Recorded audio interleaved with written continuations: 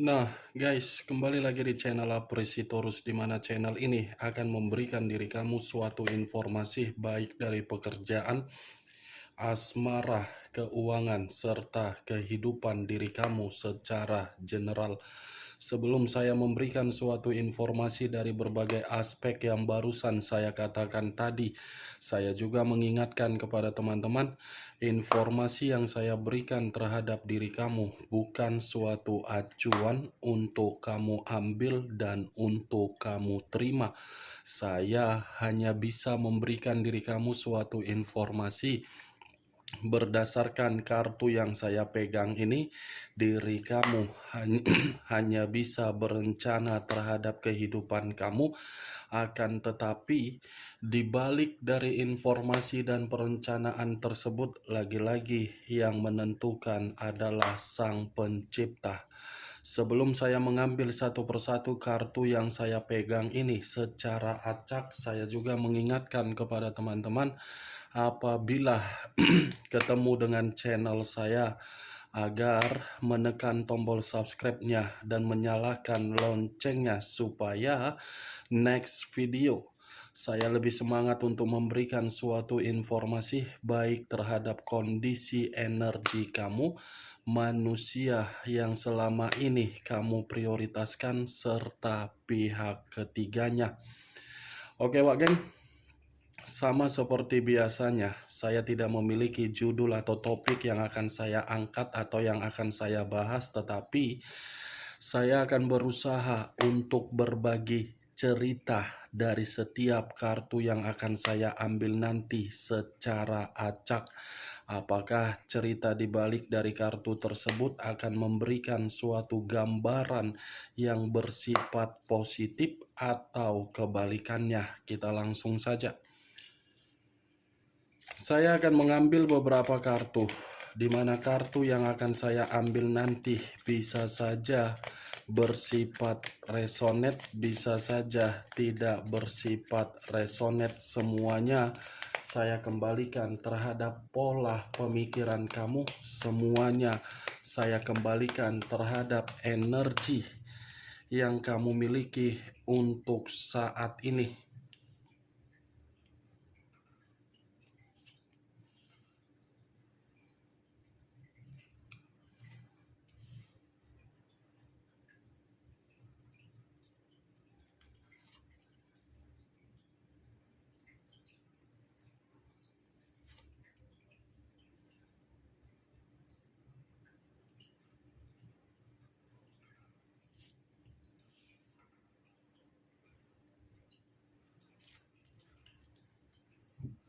Nah, guys, di depan saya ini sudah ada beberapa kartu yang sudah saya ambil secara acak satu persatu dari tumpukan kartu yang saya pegang tadi. Apakah informasi atau cerita di balik dari kartu yang ada di depan saya ini akan memberikan suatu gambaran yang bersifat positif atau kebalikannya? Kita langsung terhadap kartu pertama. Muncul kartu ini. Sekali lagi, saya mengatakan muncul kartu yang saya pegang ini. Di mana kemunculan kartu yang saya pegang ini seperti memberikan suatu isyarat atau berbicara terhadap kondisi satu energi, yang dimana kondisi energi tersebut untuk saat ini saya melihat dan saya merasakan sepertinya ada satu bentuk pergerakan, tetapi bentuk pergerakan ini seperti benar-benar sedang ditekan. Ditekan dalam posisi apa? Psikis dan mental. Antara psikis ataupun mental sepertinya benar-benar sedang tidak jernih, di mana ketidakjernihan tersebut bukan berasal dari satu energi yang saya katakan tadi ketika melakukan suatu kesalahan di dalam suatu komitmen, tetapi ketidakjernihan tersebut diterima dari kondisi kepolosan, yang dimana kepolosan tersebut diberikan terhadap orang yang diprioritaskan secara setia dan tulus. Kalau saya mencoba untuk mengarahkan kartu yang saya pegang ini terhadap posisi energi yang dimiliki oleh pihak lain atau orang lain, serta mengesampingkan satu energi yang saya katakan tadi, kartu yang saya pegang ini cukup jelas untuk mengatakan pihak lain adalah orang yang memiliki karakter seperti ular berkepala dua. Kenapa saya mengatakan karakter tersebut seperti ular berkepala dua? Begitu sangat jahat, begitu sangat kasar, begitu sangat licik, begitu sangat penuh dengan kemisteriusan, begitu sangat penuh dengan kebohongan.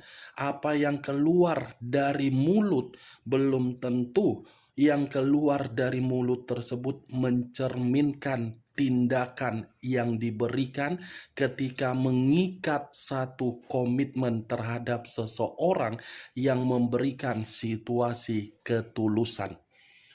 Apa yang barusan saya katakan tadi bisa saja mengarah terhadap posisi energi kamu, dan apa yang barusan saya katakan tadi bisa saja mengarah terhadap manusia tersebut.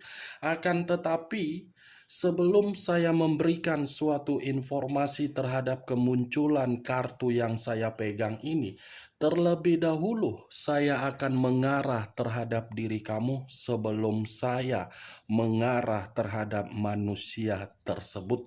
Sebelum saya mengarah terhadap manusia itu, terlebih dahulu saya akan mengarah terhadap diri kamu.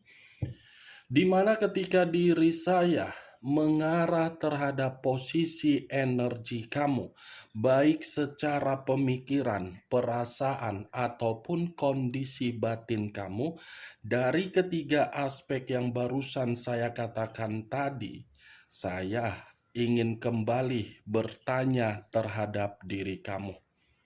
Di mana pertanyaan ini masih ada kaitannya terhadap kondisi perjalanan komitmen kamu. Sejauh ini, ketika diri kamu melakukan yang namanya komitmen, komitmen itu bersifat seperti apa? Dan orang yang kamu prioritaskan, apakah wataknya terlalu serakah terhadap diri kamu? Walaupun memang diri kamu menyadari atau kamu tidak menyadari, orang yang kamu prioritaskan serakah atau tidak. Dan pertanyaan selanjutnya, coba pahami dulu di mana keinginan kamu dan di mana ketidakinginan kamu tersebut. Kenapa saya memberikan pertanyaan tersebut terhadap diri kamu? Karena memang pergerakan energi kamu ini benar-benar pergerakan energi yang begitu sangat tidak stabil. Tetapi walaupun saya mengatakan atas dasar pertanyaan tersebut terhadap diri kamu, kamu yang lebih memahami dan kamu yang lebih mengerti dari situasi perjalanan komitmen tersebut. Tetapi sekuat apapun saya ingin mengatakan, lagi-lagi komitmen kamu akan mengarah terhadap situasi yang merugikan diri kamu. Itu yang saya lihat. Dan itu yang ingin saya pertanyakan terhadap diri kamu. Mau kamu membenarkan pertanyaan saya tadi atau tidak? Kembali terhadap pola pemikiran kamu untuk menyikapi dan menanggapinya.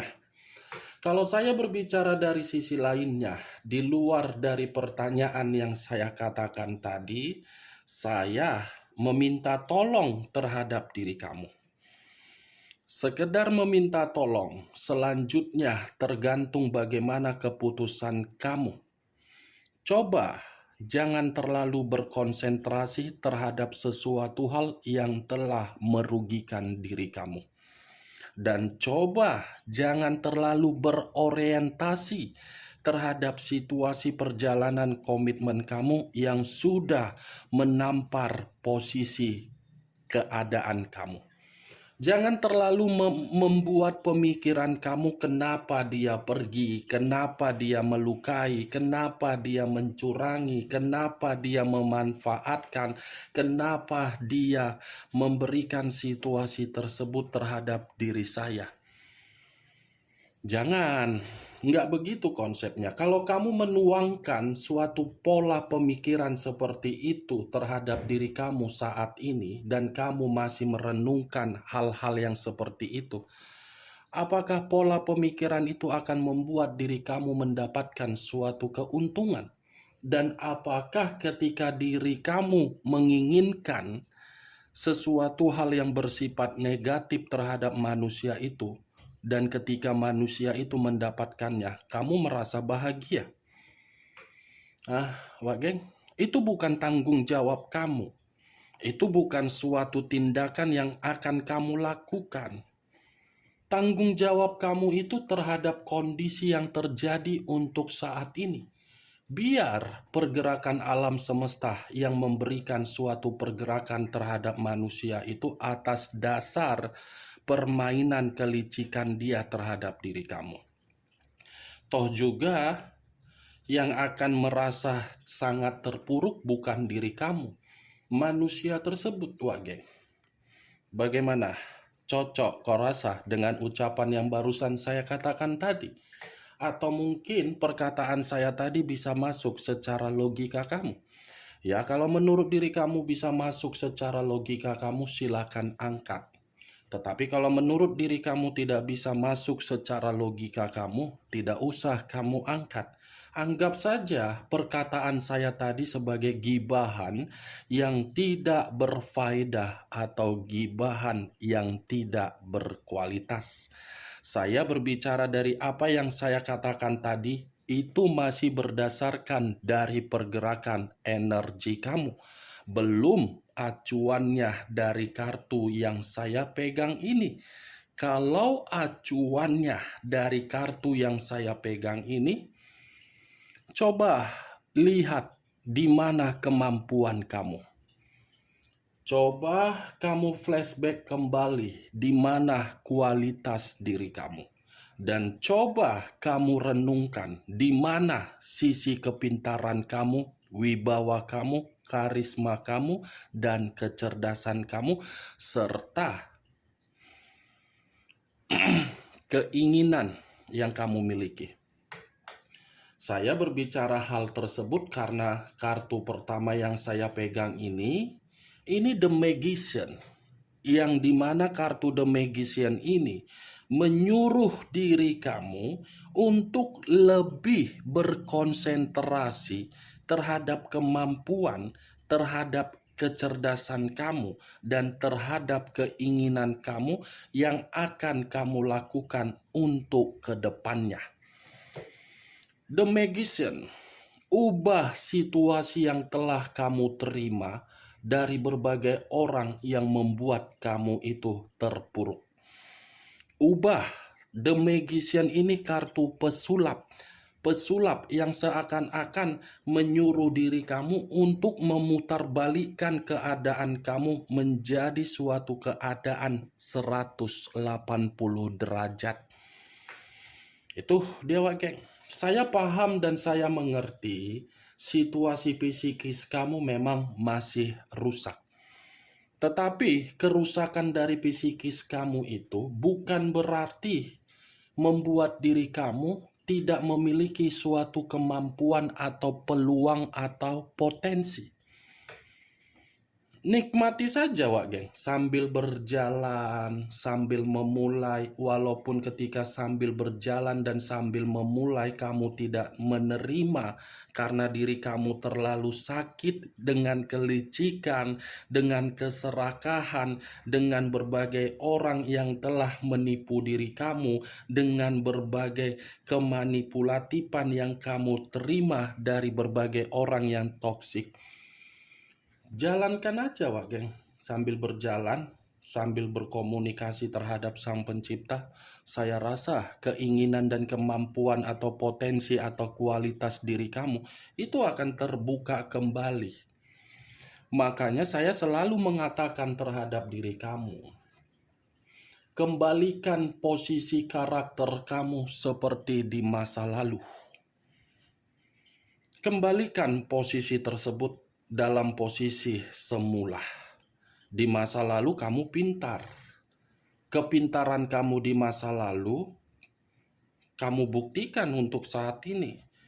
Jangan pula kepintaran kamu di masa lalu, semenjak mengenal yang namanya cinta, kamu jadi orang bodoh. Tapi ya memang udah jadi orang bodoh diri kamu. Begitu mengenal cinta, kamu udah bodoh. Begitu kamu memprioritaskan orang yang kamu prioritaskan, kepintaran kamu mengubah diri kamu seperti orang tolol. Orang yang gampang dimanfaatkan, orang yang gampang dibodoh-bodohi, orang yang paling gampang dimanipulatif. Itulah diri kamu. Ketika manusia itu berpura-pura untuk memberikan kamu kenyamanan, wah, dia pasangan yang cocok nih, pasangan yang bisa dihargai nih, pasangan yang bisa untuk diayomi nih, pasangan yang bisa diberikan kemewahan nih, pasangan yang bisa diberikan apa yang diminta ini. Kan seperti itu diri kamu. Saya mengakui memang diri kamu berwibawa, karisma, cerdas. Tetapi ya lagi-lagi posisi kecerdasan itu membuat kamu tolol ketika mencintai seseorang. Cocok dari ucapan saya tadi.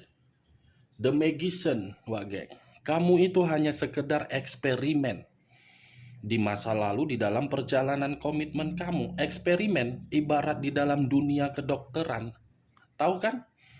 Hanya dicoba-coba. Setelah dicoba-coba ya lagi-lagi ditinggalkan. Maaf ya kalau saya berbicara seperti itu, nyablak to the point apa adanya. Tetapi ya itulah tipikal saya. Ya Wak Geng ya, kamu sudah mengerti kan bagaimana kalau saya berbicara sedikit pedas tetapi mengarah kemana yang baik. Mungkin yang mendengar untuk pertama kali perkataan saya tersinggung. Tetapi ya niat saya seperti mengarahkan logika kamu agar diri kamu itu memahami, wah, ternyata posisi peluang saya di sini ya. Wah, ternyata kemampuan saya harus saya buka kembali ya. Wah, ternyata keinginan saya di masa lalu tidak sesuai dengan keinginan orang ya. Itu dia. Kamu itu ibarat apa ya? Menginvestasikan perasaan kamu terhadap orang yang tidak layak untuk mendapatkan investasi tersebut. Menginvestasikan dalam bentuk keuangan, tetapi keuangan yang kamu investasikan tidak sesuai dengan keinginan kamu. Itu Dewa Geng. Kalau saya mengarahkan kartu yang saya pegang ini terhadap manusia tersebut, saya rasa kartu ini seperti mengatakan bentuk keserakahan dia bukan hanya diri kamu dia manipulatif, tetapi ada lagi orang yang dia serakahi di luaran sana. Kemunculan kartu The Magician ini yang ingin saya bahas itu bukan terlalu lebih mendominasi terhadap posisi energi kamu, tetapi posisi energi yang dimiliki oleh manusia tersebut. Kenapa? Karena saya tadi sudah mengucapkan keserakahan dia ini berbentuk apa terhadap diri dia, di mana kartu ini belum saya bukakan. Muncul kartu Six of Cups. Walah. Ternyata, Wak Geng, keserakahan dia ini ada kaitannya dengan kedatangan dia terhadap diri kamu. Begitu ku angkat kartu kedua, otakku langsung ambiar. Otakku langsung pecah. Tak tahu lagi aku harus mengatakan apa. Ternyata keserakahan ini mengarah untuk memanipulatif kamu atau melakukan segala cara untuk diri kamu memberikan diri dia suatu kepercayaan kembali. Dan sepertinya manusia ini masih akan berkonsentrasi terhadap diri kamu. Six of Cups terdiri dari 6 cawan. Yang dimana 6 cawan ini saya tidak mau menjelaskannya. Mungkin telinga kamu sudah sampai busuk untuk mendengar perkataan saya ketika saya selalu mengangkat kartu 6 cawan ini. Ini manusia, kalaupun saya ingin menjelaskan kartu kedua ini, sudah cukup jelas. Six of Cups ini mengatakan manusia itu yang ingin lebih mendominasi untuk terkoneksi terhadap diri kamu. Karena bisa saja manusia itu masih mengingat anak. Bisa saja dia masih mengingat hadiah yang kamu berikan.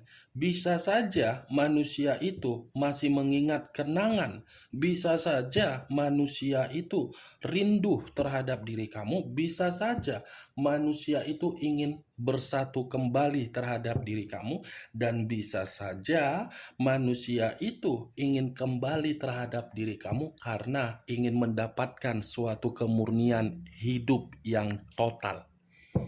Caranya berbeda manusia ini.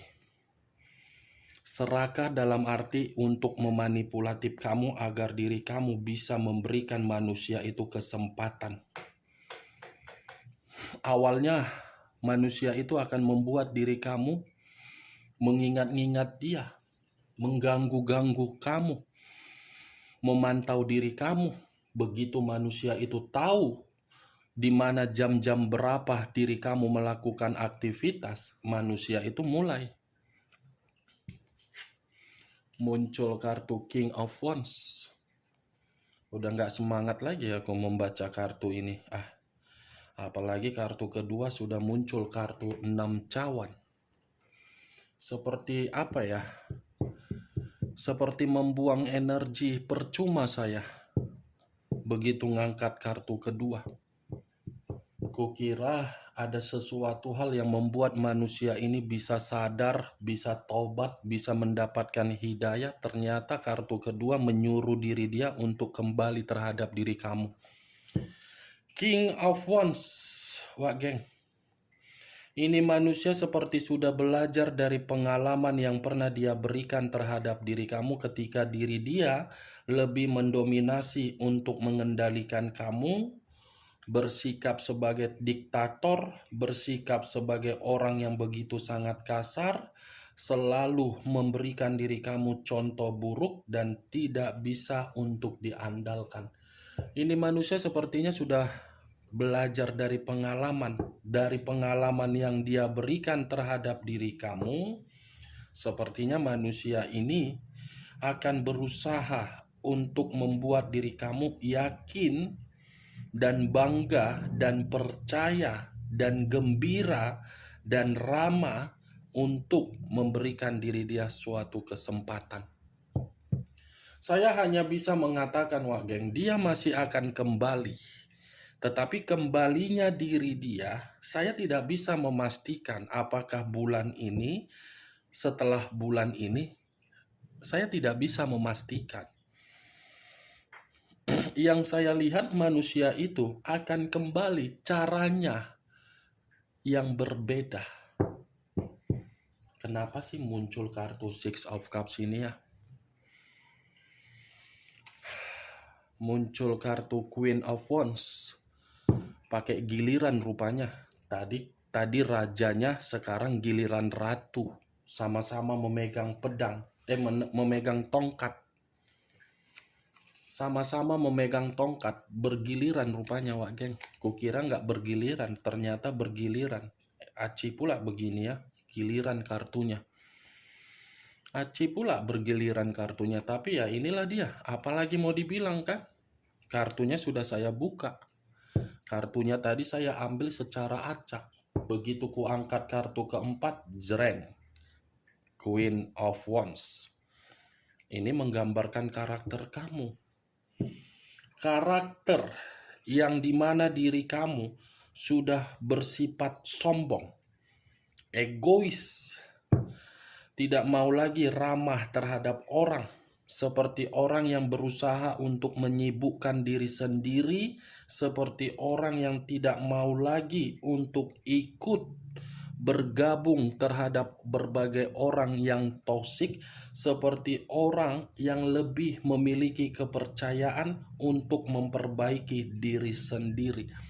Tetapi perlu kamu ketahui, Wak Geng, ketika diri kamu memberikan suatu pergerakan energi dengan apa yang saya katakan barusan, itu membuat suatu potensi untuk manusia tersebut agar manusia itu merasa terancam. Di mana ketika manusia itu melihat diri kamu seperti itu, ini manusia seperti ibarat air yang mendidih. Air yang mendidih kamu tahu kan?